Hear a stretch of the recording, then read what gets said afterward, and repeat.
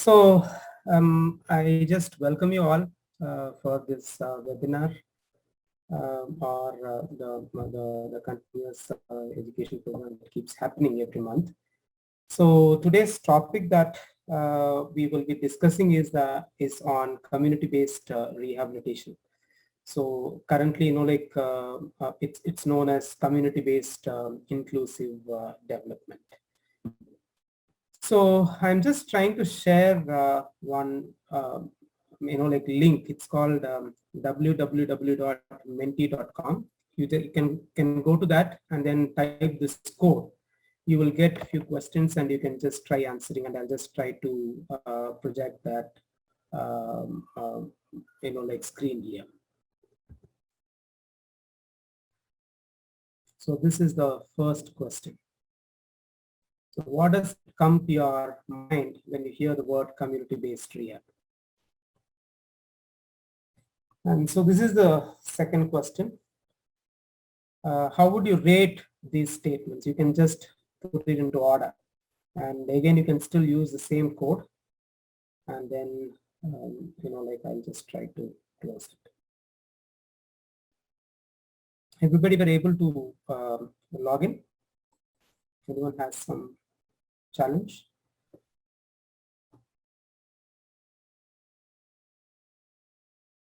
These are some answers that are coming in. So education, inclusive, low cost, community hall, common community hall. Oh, I just like the answer. Common community hall, therapy at home or school, everyone, grassroots level training. So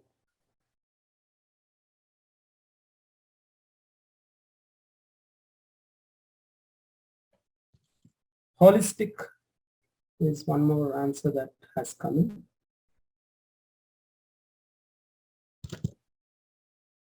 in. Okay, resources from the community. Great.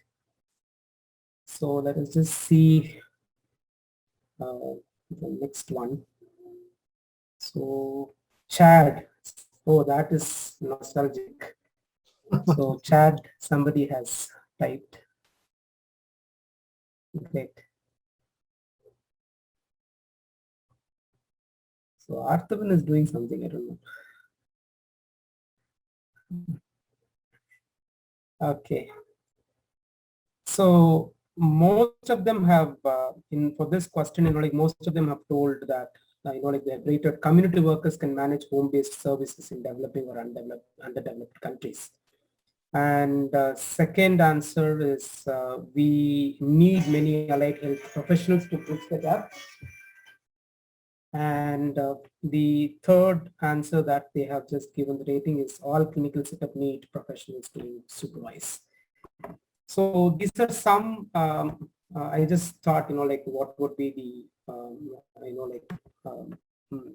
feedback from many people, and it might keep changing. I'll just try to give you the answers at the end of the session, what people have thought about. So we will just try to get into the session. So after hearing, so I just I liked many answers which had been shared. So let us actually see what is the actual status, like community-based rehabilitation. So let us just try to compare certain things and see where we are. So this is one of the comparisons that we can do. How the farming was there in community in our olden days, and now basically, like in the developed countries. So it has grown, the farming, now a lot of technology has come in, and, people have learned how to increase their produces, and they have gotten a lot of other technologies which can improve their kind of their, it has improved a lot of things in their works. And to be local, let us just try and see and compare, like the cinema theaters that we have seen in our olden days. And how is the cinema theater now, right?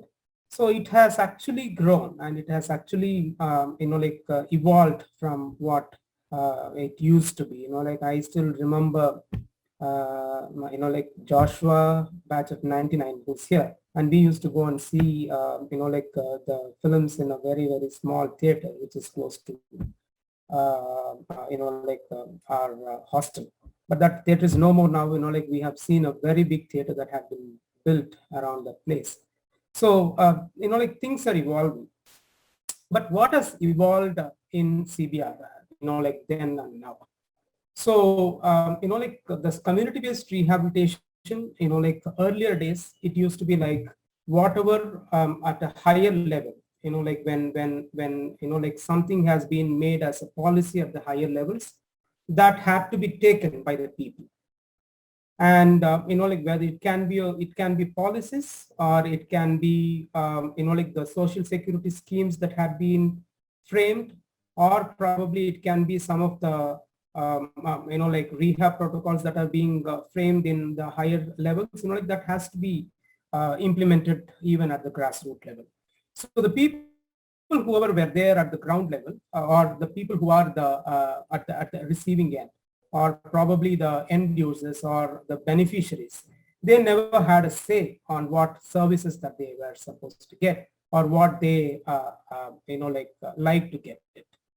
Over a period of time, it also evolved that like they became more collaborative, and they started asking like the community, or they started interacting with the local communities, and then they started taking steps to ensure that the rehab services are reaching to the grassroots as what like it is supposed to be.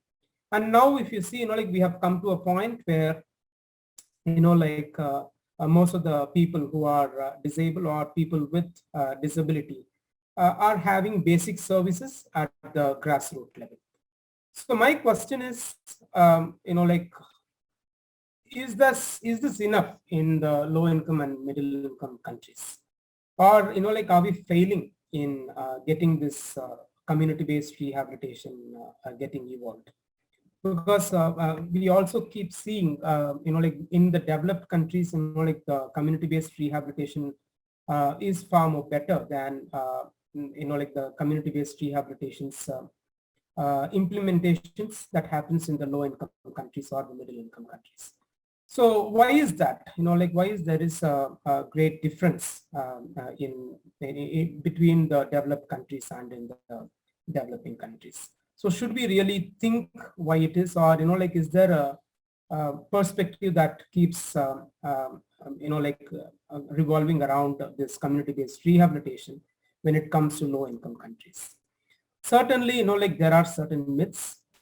So these are some of the myths which they say that if it is a CBR, like it should be at low cost, and the services should be provided at the low cost.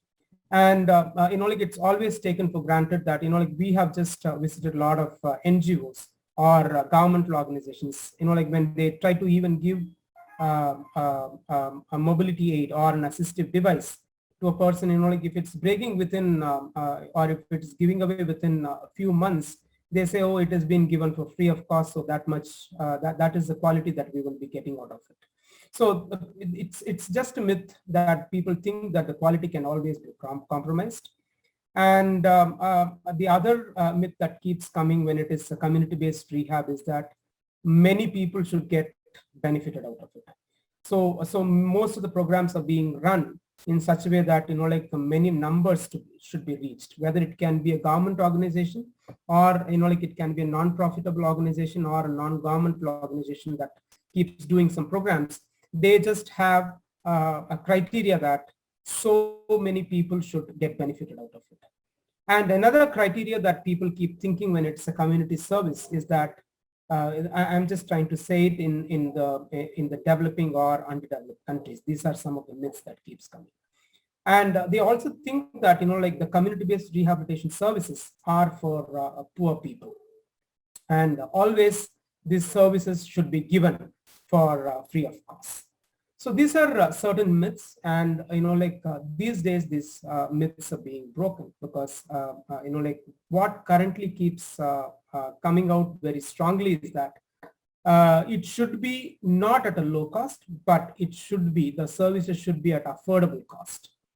And quality should always be a priority is what even the people think. And it is not like it should be reaching many people, but rather it should be reaching people who need it to lead an inclusive life, whether it can be 2 or it can be 200. So if that service is helping them to ensure that it is making them to get an inclusive life, then, like that is the priority that people will be having. And it is not for poor people, even, it is for all, like whether a person can be from a family who has, or a socioeconomic status who has a very strong socioeconomic status, or probably he or she can be having a very poor economic status also. And it is not that the services should be always given free. Now it has come to a point where, the community-based services should be given at every community level. So that's how it is evolving these days. So if you see, to just learn whatever we were trying to focus, it needs certain affordability. The community-based rehab should have an affordability. And when it is affordable, then, it can have a proper quality also. And, it also should be scalable, because when we say that, we are taking it to certain level, from there, it should start reaching to the people who are at the grassroots level, whether it can be a person who is affordable or non-affordable. So in the severe, in the severe context of India, are all these three, possible when we are thinking about the community-based rehabilitation? The answer could be yes or no, because, that's what we all think when we are trying to learn about what CBR is at various levels, whether it can be at our undergraduate level or it can be at the postgraduate level. We are still not clear whether, we will be able to provide a quality community-based rehab service, because most of the times the community-based rehab services are thought for the local context. And most of the times, if you just try to go and see in the Indian context, or, the villages or the suburban areas, we don't have great resources where we'll be able to deliver such services. But there are a few examples which say that, if we try to have an innovative plan, certainly all these three, the affordability, quality, and scalability, can be brought in to the severe context. So one such great example is Arvind Eye Care System. I'm sure that many people would have been, a benefactor of Arvind Eye Care System, because they are one of the strongest and they are one of the very well-known and renowned eye care providers within India. And why are they so different? Because of this. So Vasan Eye Care is one of the leading eye care provider in India, and their cost of a cataract surgery is ranging from rupees 45,000 to 1.1 lakh.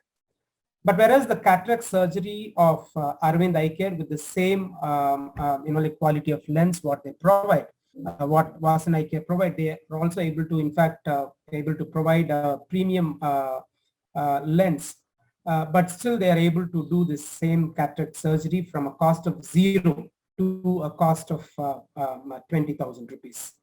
So the founder of this eye care hospital, one Dr. V, he says that, he was inspired by the story of McDonald's model and also Coca-Cola.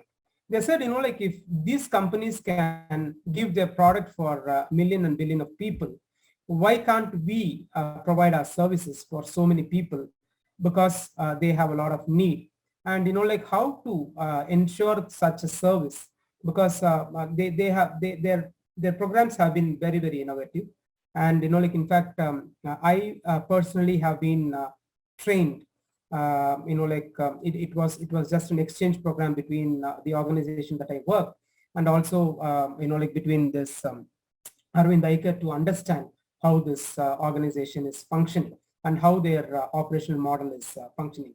So most of the time what happens is, when we think about community-based rehabilitation, we certainly try to fail and think that, like, how profitable organization or profitable programs that are being launched, even the non-profitable programs or the community-based programs should have certain criteria, like like, how are we going to ensure that this program is going to sustain, or how are we going to ensure that this program is going to get scalable, or how are we thinking that like, this program should have a proper superior quality. So here, what Arvind iCare have done is the same thing. So what they have done is, they started thinking like, people as their main like, the center of their programs. So they were able to bring in an inclusive model, because whereas Vasan iCare, if you just try to see, like, their benefactors would be most of the times like, the people who will be able to afford, or like, even if they are willing to spend lakhs together, like, they are their target population.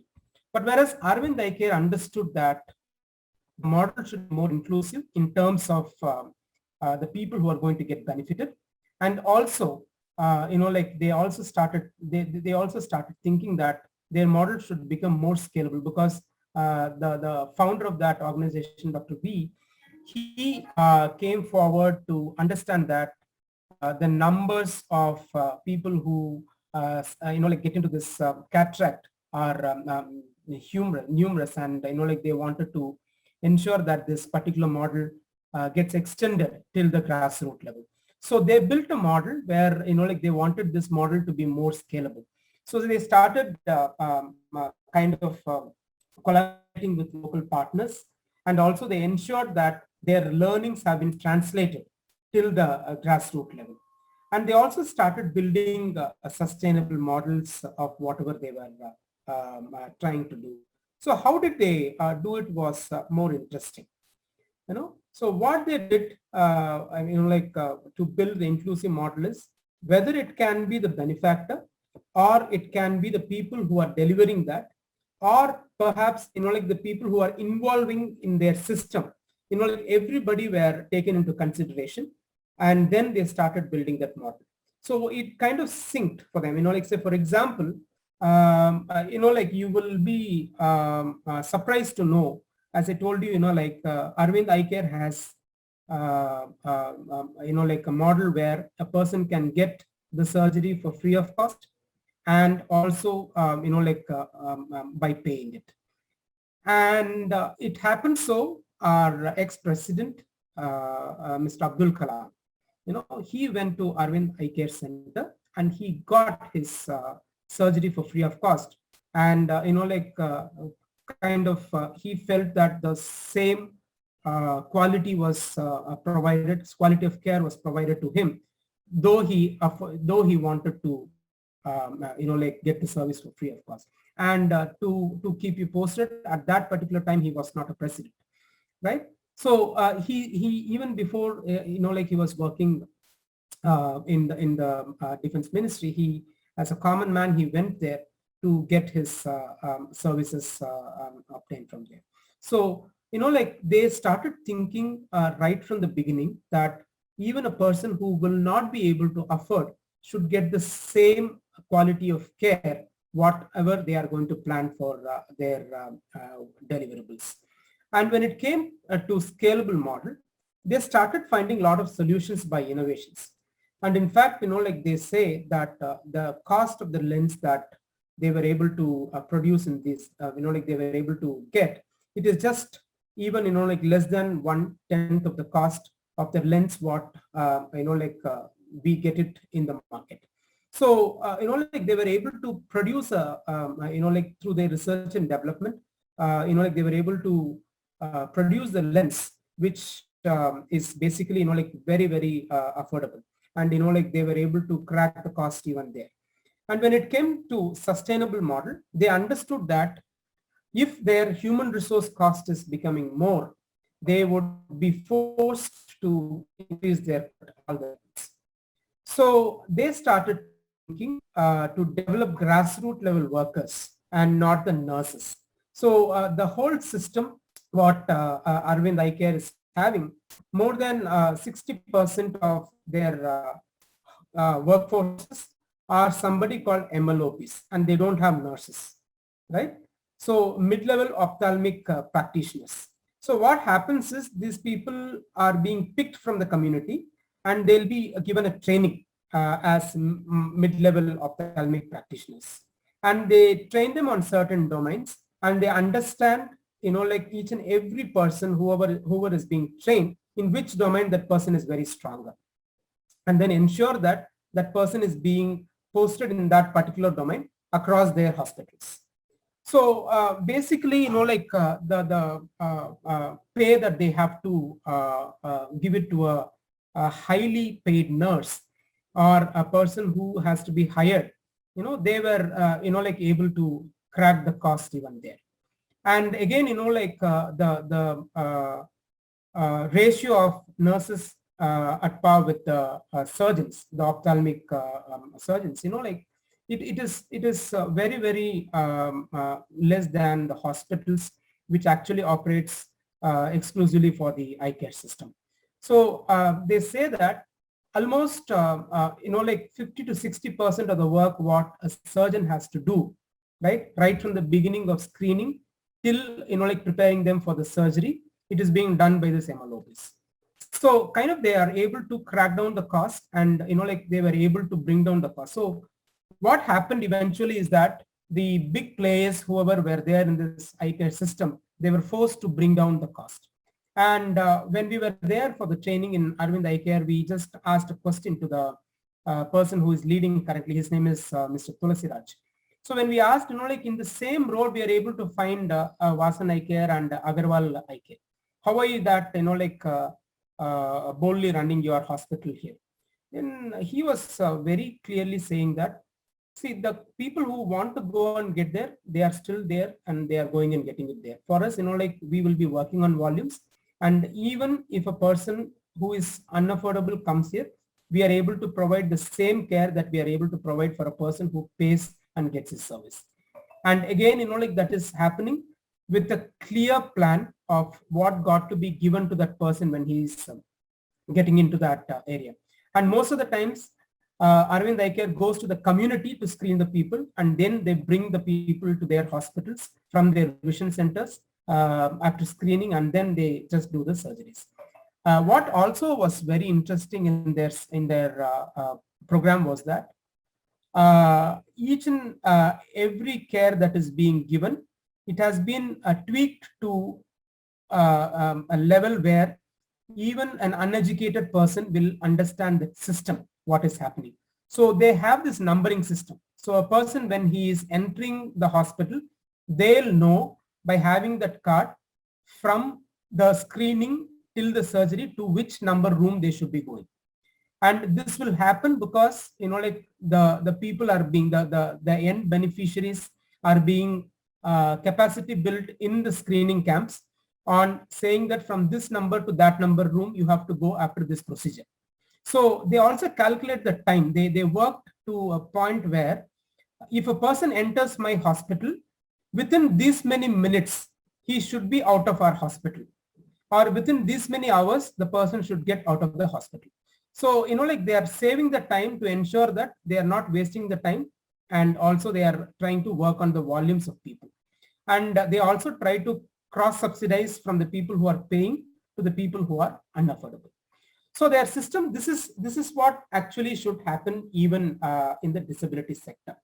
So what happens in disability sector is that we should have somebody called CBR change makers. So this is one of the models that was derived when like we were working for one of the organizations, and we actually categorized the people And then we started saying that there should be a group of people who are called CBR change makers. So CBR change makers could be bigger organizations who are non-profitable, or who can be a private organization or a government entity. And there should be few people who are called, like they can be a group of people who can be a volunteer, or they can be from the CSR, the corporate social responsibility groups, or so on and so forth. So these people will be kept under this CBR change makers. And what happens from this to that is, as I told you in Arvind model, so here, like this CBR change makers, or the organizations or the group of people, they'll be starting to think how to ensure that if I'm going into a community, to choose certain community support organizations. So those can be smaller organizations who are having the local visibility. So that's how, like even Arvind Hospital works. They'll go to a community and identify the panchayat leader or the local taluk leaders, and they'll be sensitizing them and ensure that they provide the space for everything. So they don't go and hire places to run their programs. So in the same way, the CBR change makers in the disability sector, what we did was, so we identified this community organizations, what we call it as CSOs, that is community support organizations. And through this community support organizations, we developed this community organizers and volunteers. So what happens here is, the community organizers and the volunteers, they can be like from the organization, or they can be from the community itself. So these people become evangelizers, and these people become the word of mouth for most of the programs. And they take up any cost. Say, for example, the cost can be a mental health, or the cost can be probably a cerebral palsy, or cost can be the spinal cord injury. So anything it could be. So these people start to gather the community organizations, or gather the community people for the cause, and ensure that like the CSOs are being supported. So what happens here is, the organizations like bigger organizations who are the CBR change makers, or the corporate people, they need not hire an exclusive person to oversee that work. So the community organizer or the volunteers, they do it in their free time and ensure that the works are happening. And this model really worked well.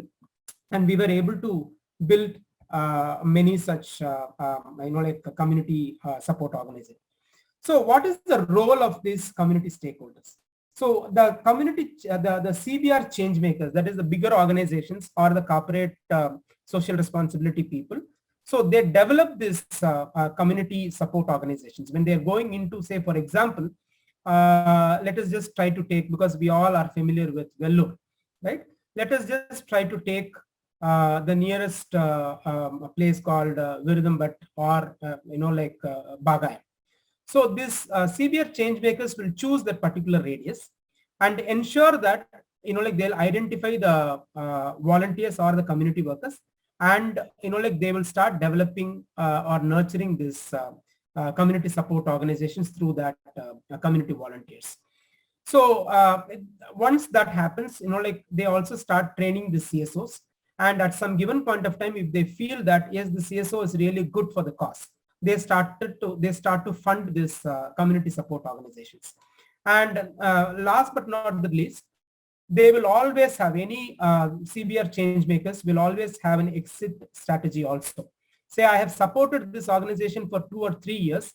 By supporting that organization, I have also ensured that they have learned the fundraising tactics, and also they have learned how to deal with the local community, and also they have learned how to work with the local government, where like they'll be able to tap the resources, right? So once this like happens, like the particular change making organization or the change making group will start exiting from that particular place.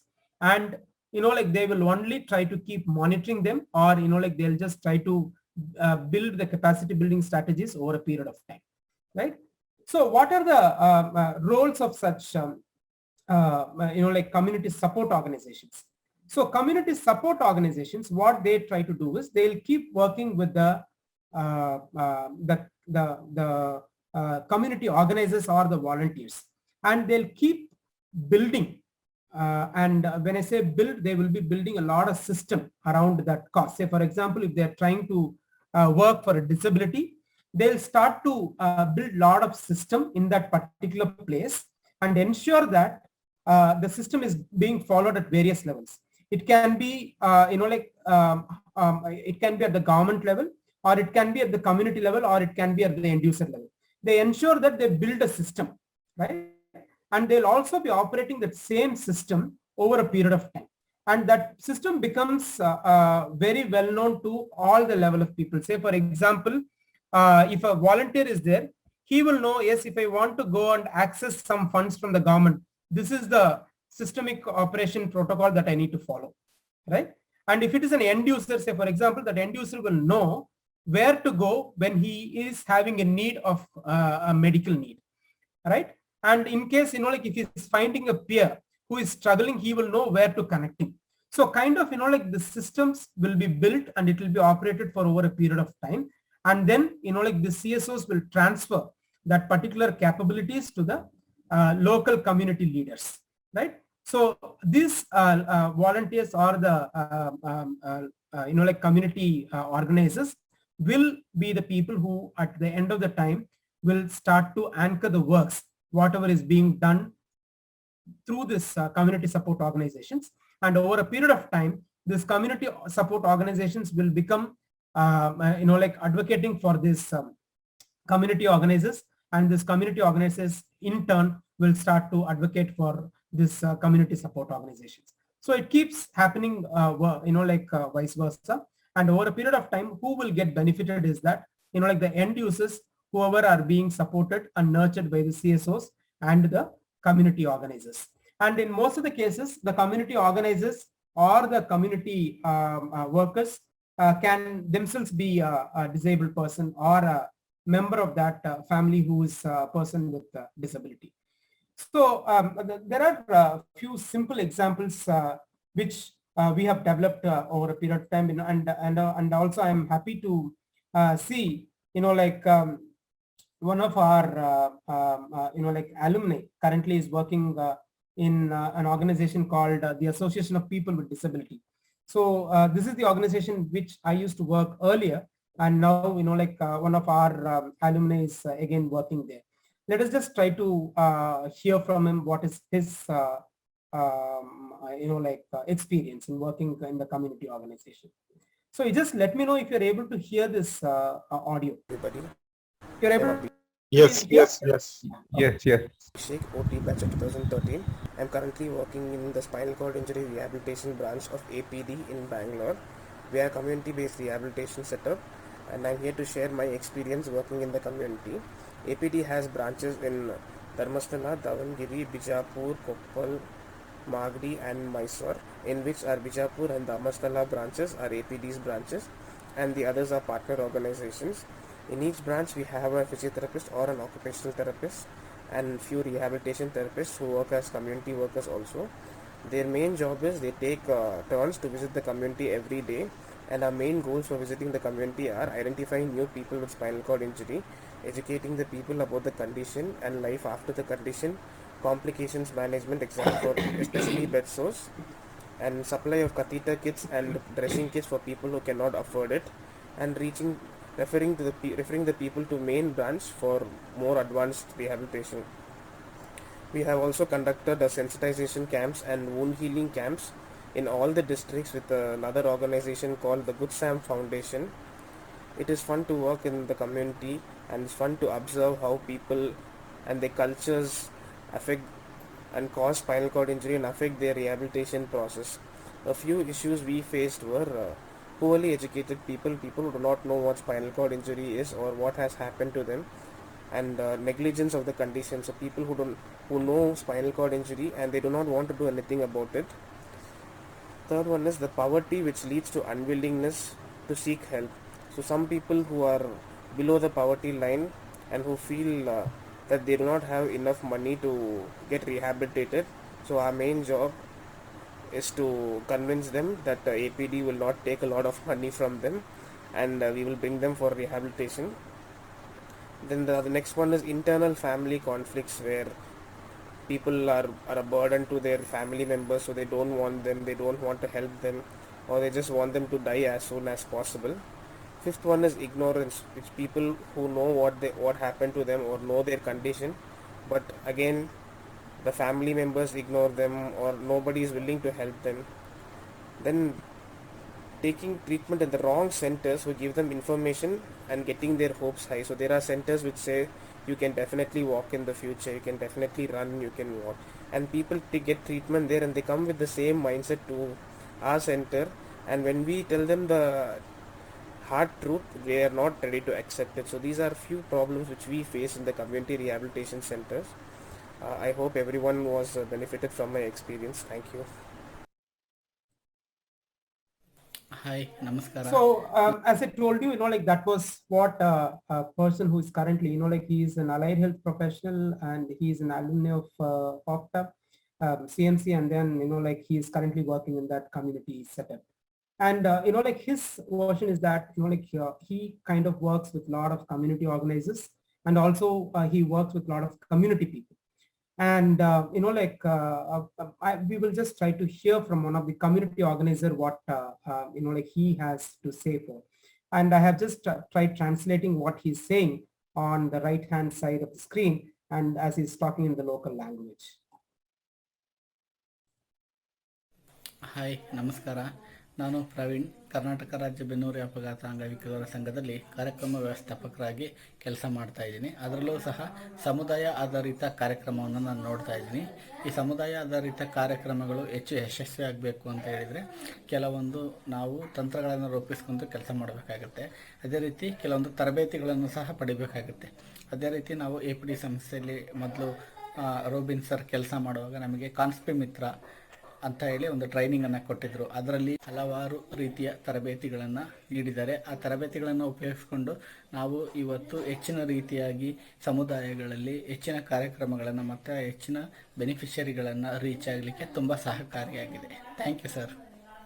So, like he is one of the community organizers who work for an organization that is being run by the spinal cord injury, like people who are affected by spinal cord injury by, like for themselves, like most of the people who are, like members of that particular team are spinal cord injured, like people with spinal cord injury. So, like when we were working with, like in the organization, like it was clearly understood that this needs greater voice. So this organization was actually, like developed. And then, like this organization was promoted in such a way that they are the advocates for the across this Karnataka state.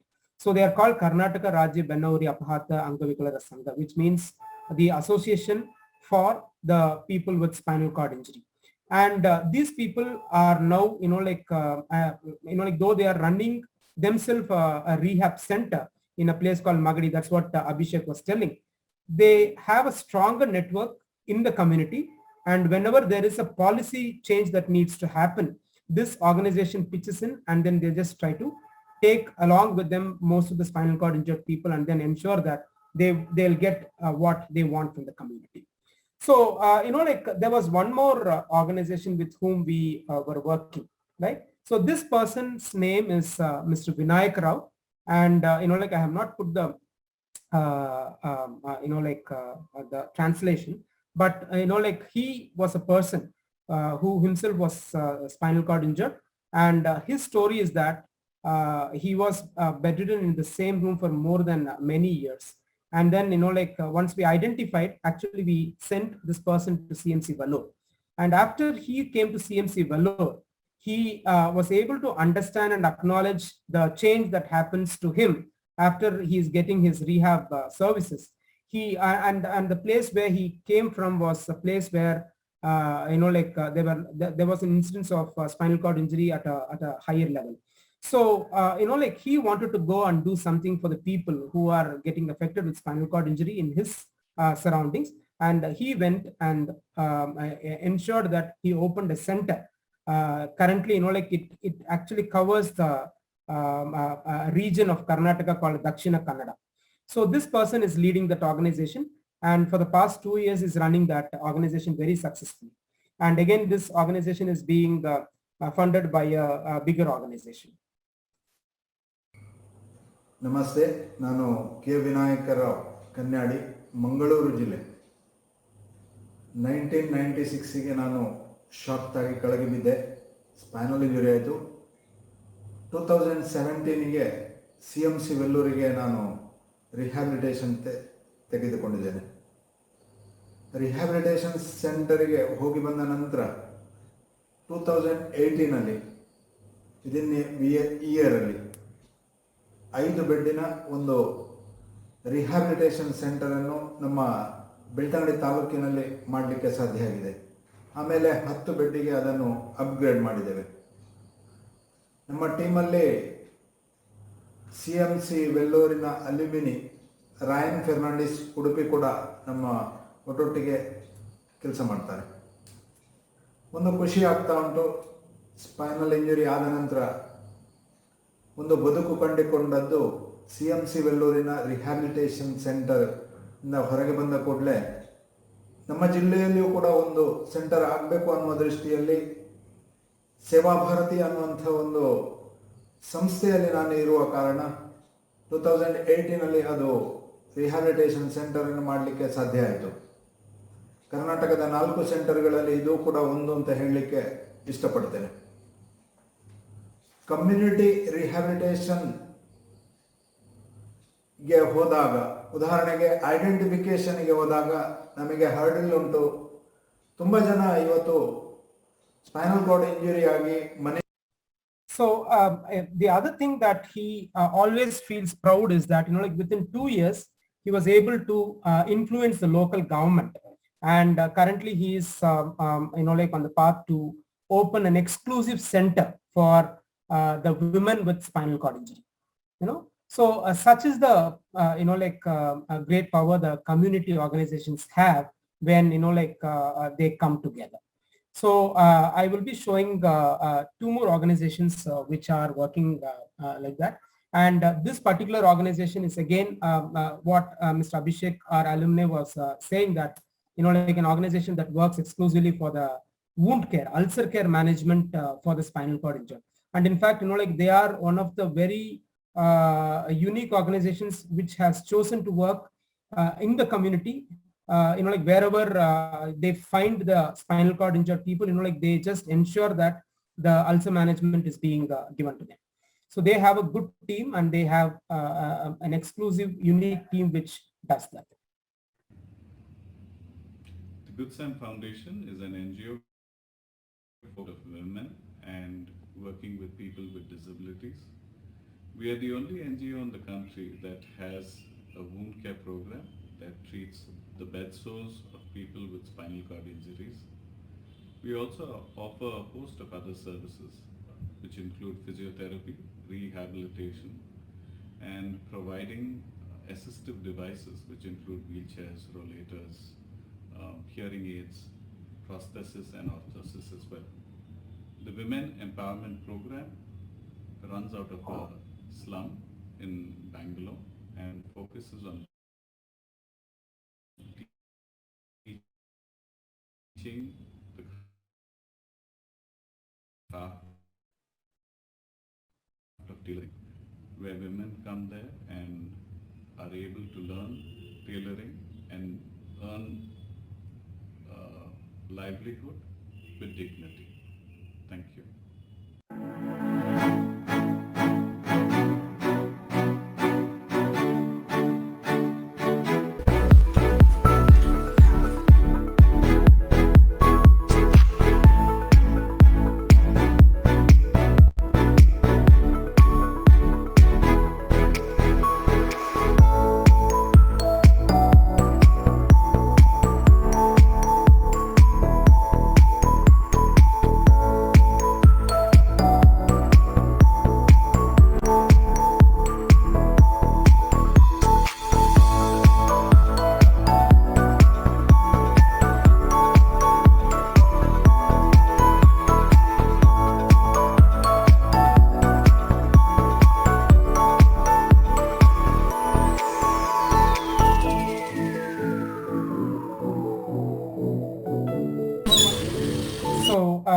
the time constraint, I'm just trying to move on. And so this is another organization currently where I'm leading it. And probably this is one of the, again, unique NGOs that is exclusively working for the orphaned, abandoned, and surrendered children who are with special needs. So it is just a 2 years old organization, and we exclusively ensure that we are working with the government again, working with over 220 childcare institutes to do the service and understand, like what is the need of the children with special needs, and then to deliver.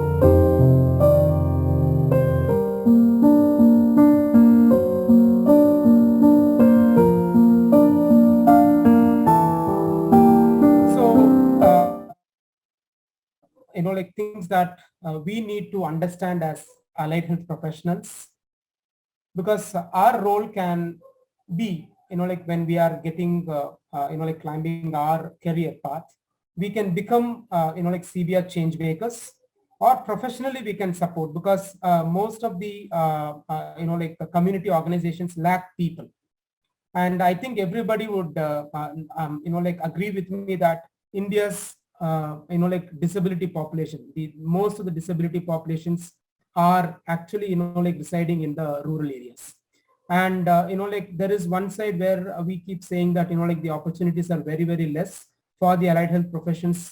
And so they are trying to move out of the country, right? But, like there are ample of opportunities. And in case if we are in the, like in the young stage of our career, then we should actually start thinking whether we can either volunteer or do some internships, or even perhaps work with such community support organizations, because our financial commitments will be very, very less during the initial stages of our career.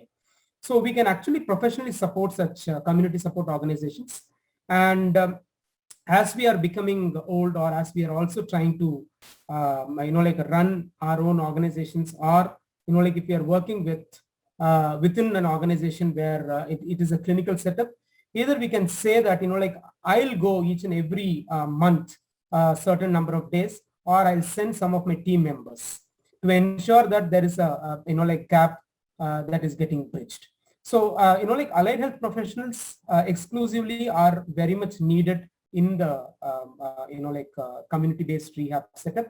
And, like to ensure, because currently we keep saying that the CBR is moving into a community-based inclusive development model.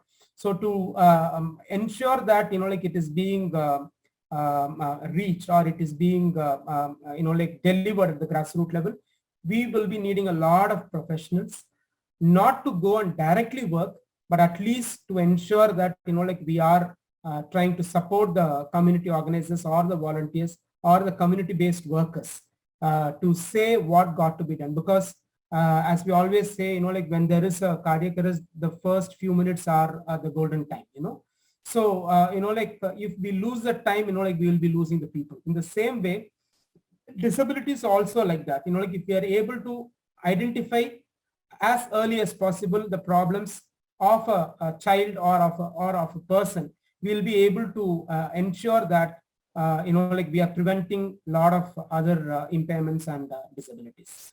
So this is it from me, and like I'm just kind of open the floors for discussion, and I can just try to answer whatever like I know through our experience. Thank you very much.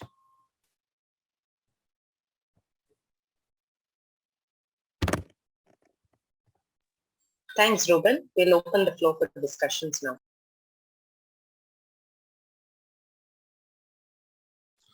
Hi, Reuban. Joshua here. One question I wanted to ask. I worked in CBR as well as part of my sponsorship bond. My question to you is like, how are you promoting the patients? Like, how do you say that the patient has a say? Because every time I see in CBR is like the therapists are hard to find, and when the therapists go, it is all the therapist's decision.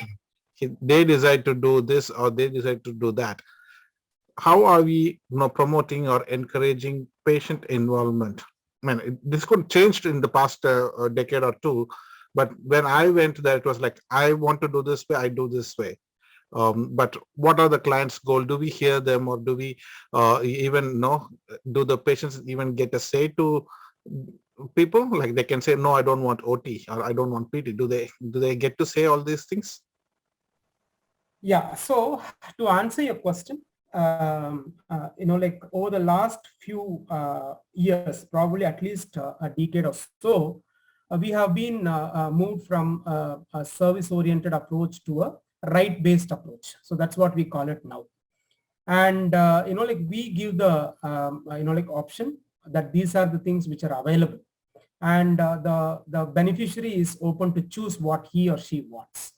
And again, as I told you, like if you see the community-based models that we promote, most of the times, whenever we are forming a community-based organization or a peer group which is like being formed locally, we find the leaders from their own peer groups, and they are the people like we will be training them to liaise even with the government levels.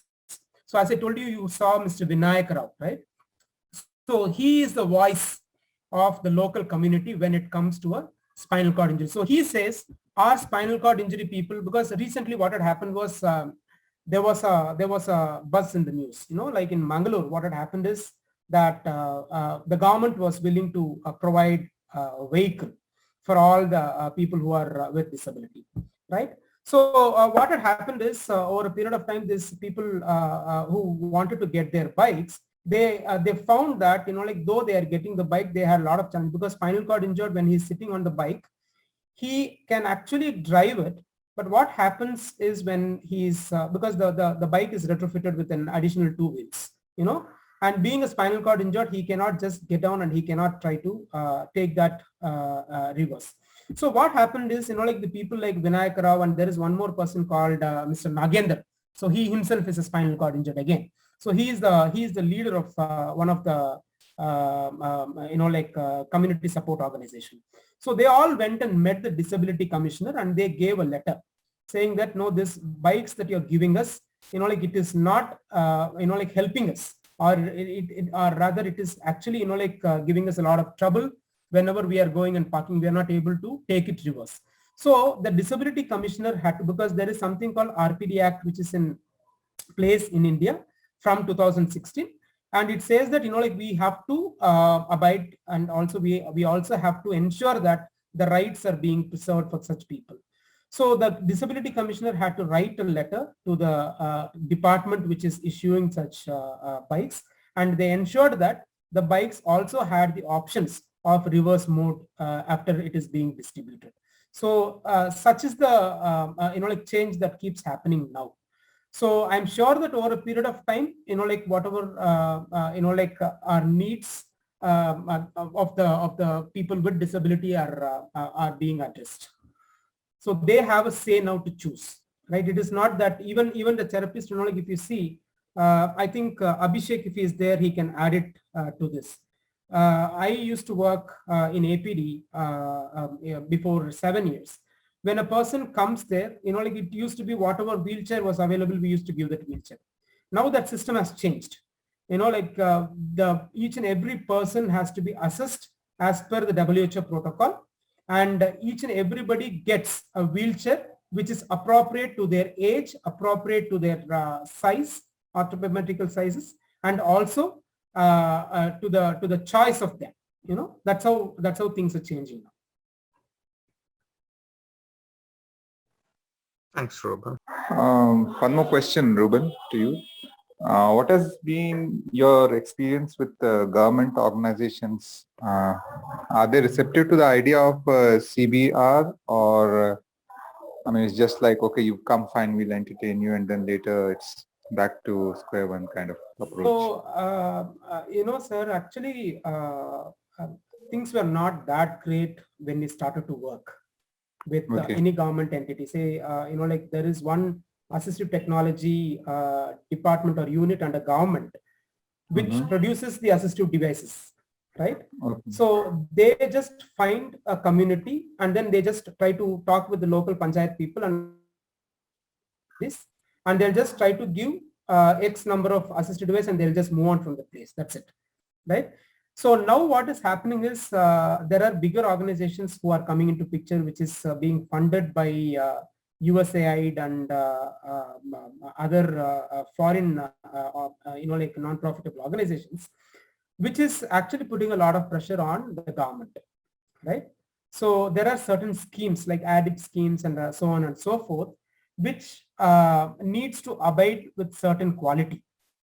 And now the non-governmental organizations are actually putting a lot of pressure on such entities, government entities, saying that if the things are not okay, they immediately raise a banner, right? They just blow the whistle.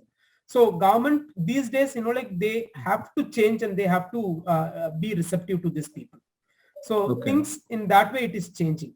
But what is not changing is that the policy making things, right? Because as you know, like RPD Act is there from 2016, right? Yeah. But each and every state has to implement that RPD Act. Yes.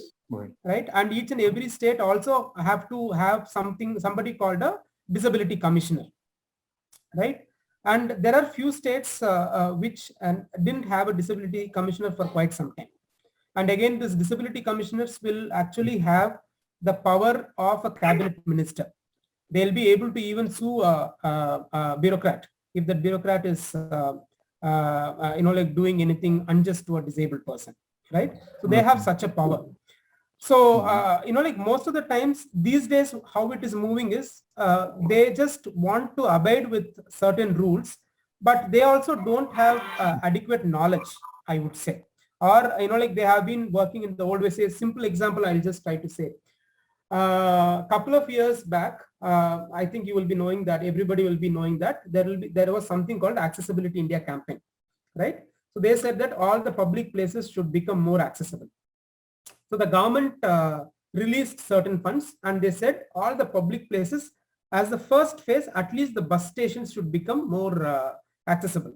So when they say accessible, there should be a number of things. There should be a ramp, there should be an accessible parking, or there also should be an accessible toilet.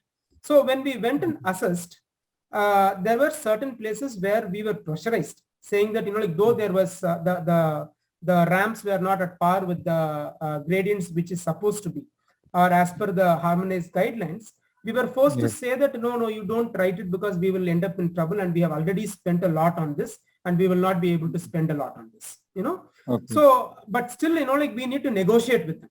So we negotiated with them and then we said, if you have actually spent a lot of fund, don't worry about it. We will just try to get certain funds. So we also need to work with them, like they are in their old school of thoughts, but like they are also forced in one way and they, like they don't have certain knowledge when it comes to implementations.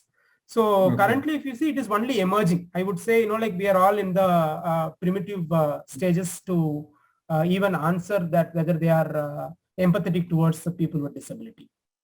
Okay. Thank you. Hi, Reuben. I just had a quick question.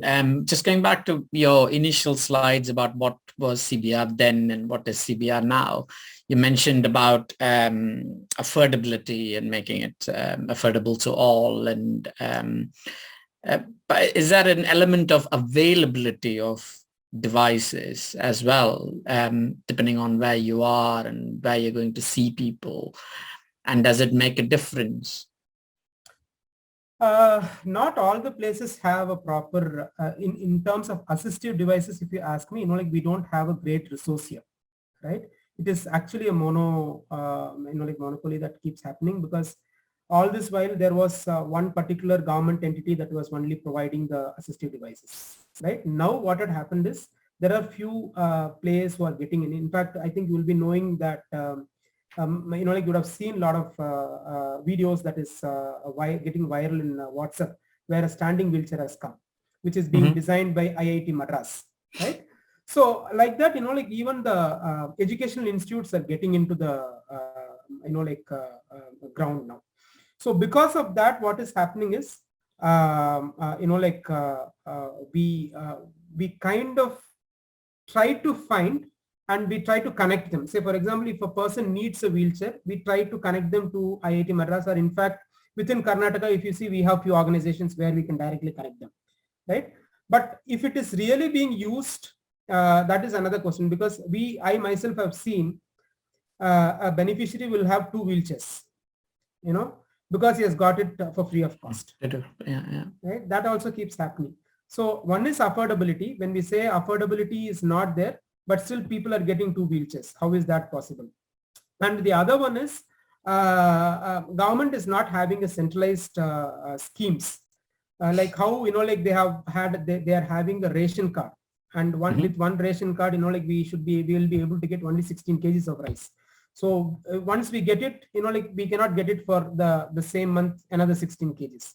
So government should come out with such plans so that people also become more aware. So there should be a centralized system that is being worked now. I don't know how long it is going to, they call that as UID card, right? If that card is there, unique disability identification card. So if we have that card, with that card, we will be able to know that if that person is, like availing all the services, and if he has all the assistive devices that is much needed for his requirement also, right? So, but that I think it might take at least 5 to 6, 7 years to my knowledge, because it started before 3-4 years, and still it has not been in place. People are having devices, and again, if you go to the community, the lowest community also, we see farmers, right, who will have acres of land, and like for them getting a wheelchair will not be a great deal. But in the same, who is just having 2 sheep or goat, for him it will be a great thing to get a wheelchair. And organizations are coming forward, but what is happening is, like there is a great break in between, like there is a gap in between, where an organization is not able to go and reach there because the data are not available as well. I have a sub question from that. The reason I was talking about availability was also from our days in Chad, and when I used to work in rehab, we used to go and see patients in their own houses and stuff like that. Even if they got a wheelchair or a caliper or whatever, sometimes when it breaks down, they don't have the resources to repair it, because there's nobody in the village to repair it, or they can't take it to a center for it to be repaired, and they'll wait for a whole year till they can come to the mailer and then get it repaired for free and things like that. Okay. Does it still happen, or are there more people who are more technologically able to provide that support? So now what is happening is, there is one organization which exclusively works for assistive devices, right? There are 2 organizations basically, which are the big players, we call it, right? One is called Mobility India. I'm telling within Karnataka. I'm not telling I'm not telling it for the across the country. I'm telling the models which are available in Karnataka. Okay, so this particular organization, which is called Mobility India, and there is one more organization called Motivation, right? Motivation is basically like subsidized organization from UK, right? So this organization is exclusively working for wheelchairs. So what these people do is they train the disabled people themselves. They capacity build and choose few people who keep going around the villages wherever they have delivered the assistive devices. In case if there is a repair or in case if there is a maintenance that got to be done, these people go and do, and they also get money for that. Hey, Reuban, this was something which I wanted to share. We were talking about the standing wheelchair, right? Yeah. Those guys who invented those standing wheelchair, they were here in Canberra for presentation of those things. So they brought it as a presentation here, and I was one of the judge for that.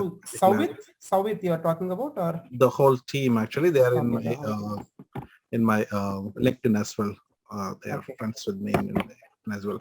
So I was actually really impressed. It was before 4 years actually. 4 years ago. Yeah, it was 4 years. So we were involved in the earlier stage where, in fact, we were a part of that study.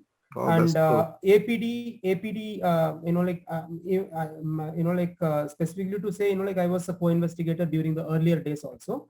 Mm-hmm. So what was really good is these people actually came to the ground, and Abhishek, our alumni, just shared this thing, right? So that guy organization is working with you, right? Abhishek is APD. Yeah. He's working with APD. Mm-hmm. So they actually came, this IIT Madras team came, and they used to stay with APD team whenever we are going into the community, and they'll bring the wheelchair, they'll just test it then and there. And they had a connect with locally, with St. John's and CMC Vellore also during the time when they tested it. So why it was more successful model was they actually had, that's where, I was telling, about people-centric approach. They understood what a person need, and then they started developing that. That's why, that is one of the reasons why it was very, very successful. And they were able to bring down the cost also to a greater extent. That's great. While I was talking to them, because now when a particular thing becomes success, we all talk about that.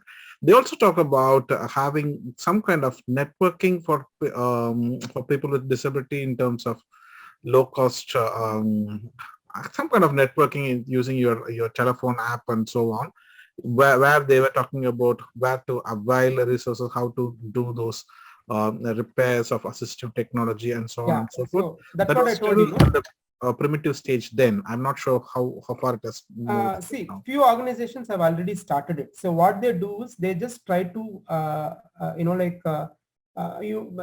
categorize the people with disability into mild, moderate, and severe, right? So they choose the people from the mild and moderate category, and they train them on the repairs, basic repairs, right? And then, for exclusively for that particular, for their product, for their company's product or whatever it might be.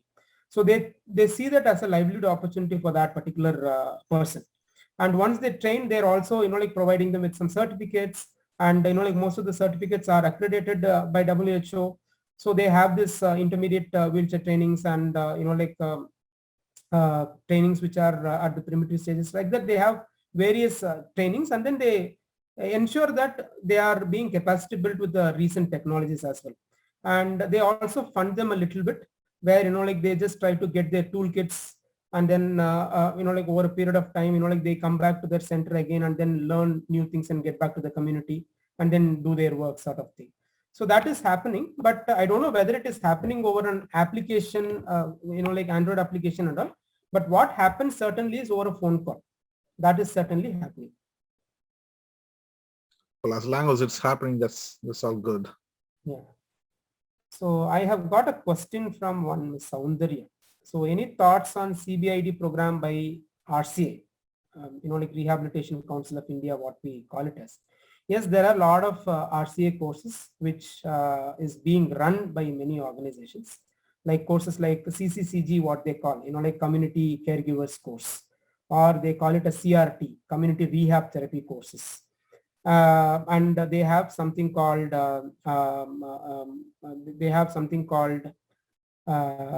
community organizers course that is being run. So like that, there are a lot of courses which is being run by RCA.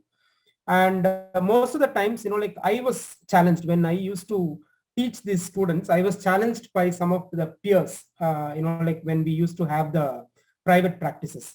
Hey, you are actually trying to produce quacks, because you are teaching all this. These people are going and doing a lot of things in the community, and they are actually diluting the system. So in a way, if you just see, I used to respond. See, I am not able to go. If I can go and sit over there in that place, and if I'm ready to do that, like I should be doing it. If I'm not able to do that, then there should be some system where we bridge that gap at least till we find a solution, because everything got evolved. Like if you just see CMC also, in the earlier days when they started, this MBBS, before that, like it was not MBBS, it was just a diploma program that was keeping on happening. That was done because they wanted to bridge the gap at that particular point of time. So like I used to just try and say that, hey, if at all, like if I used to, jovially ask that person, like if you want to come and sit in that place, like we will be happy to pay you. Are you willing to come and sit in that rural place? Then they'll just try to keep it. And in fact, we started calling them as volunteers to come and observe what is happening in that community places. Then they started understanding what is the need and necessity. So RCA courses like that, whatever is happening is actually really good, but we also need to have a clear line. And recently I just tried, hearing a debate. There are people who do this. I think everybody will be knowing about this. Traditional bone setters. So it is in Puttur and in many other places. So most of the times, physios or even occupational therapists, we see them as a threat. But there was one person who debated, saying that, I want to really have a rehab center close to his place. And I would go and talk to him and say that, hey, from now on, you try doing all the bone setting, and for rehab, you send that person to me. And I will also go and learn from him how he's, doing the traditional bone setting. So that is one healthy way of looking at new evaluations. And unless and until such evolutions happen, we will not be able to stop, or we will not be able to bridge the gaps. Thanks, Reuban. I think we've had a good discussion. Yeah. Does anybody else have anything to add?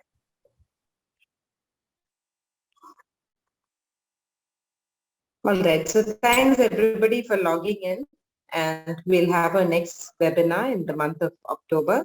So thank you once again. Have a nice weekend.